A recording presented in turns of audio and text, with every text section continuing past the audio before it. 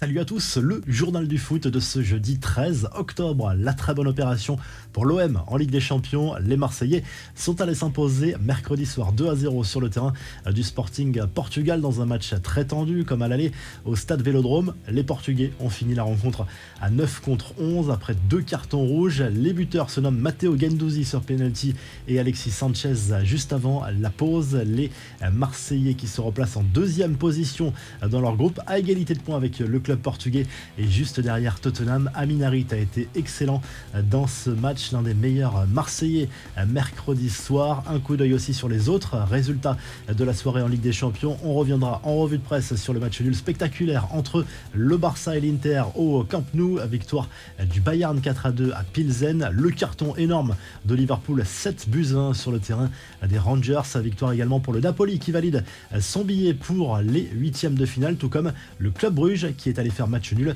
0-0 sur le terrain de l'Atlético Madrid.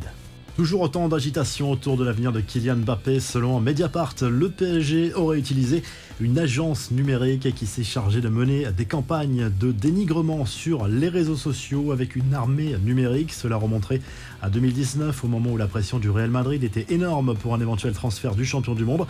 Adrien Rabiot en aurait fait également les frais. Le joueur, lui, s'estime trahi et souhaiterait réellement quitter le PSG. Le club parisien qui a vigoureusement démenti auprès de RMC ces allégations. Si cette histoire est vraie, le numéro 7 parisien pourrait potentiellement se libérer de son contrat avec le PSG en plaidant une faute grave. Cela entraînerait une rupture de contrat et le PSG devrait alors verser tous les salaires du joueur jusqu'à la fin de son contrat.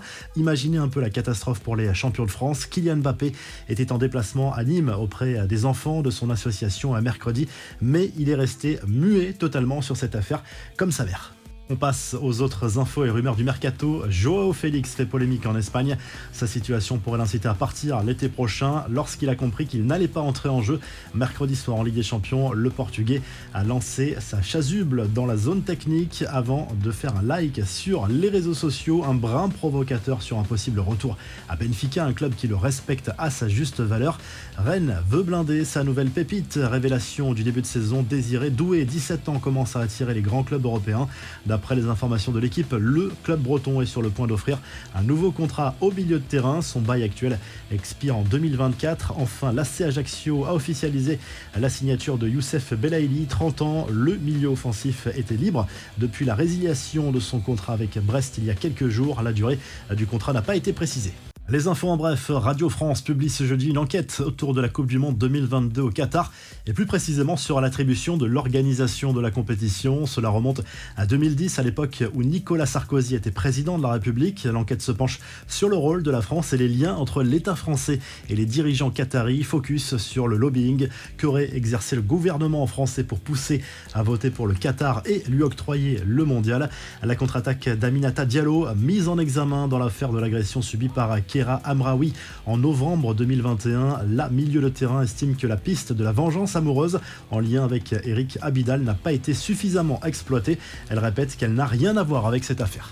La revue de presse, le journal L'équipe revient sur la victoire importante de l'OM en Ligue des Champions sur le terrain du Sporting Portugal. Les Marseillais totalement relancés dans la course au huitième de finale. Prochain match du côté de Francfort le 26 octobre prochain avant la réception de Tottenham au stade Vélodrome dans un match qui sera sans doute décisif. En Espagne, le journal Sport revient bien entendu sur le match nul très spectaculaire entre le Barça et l'Inter au Camp Nou. Score final 3 buts partout et encore les Blaugrana sont passés tout proches de l'élimination.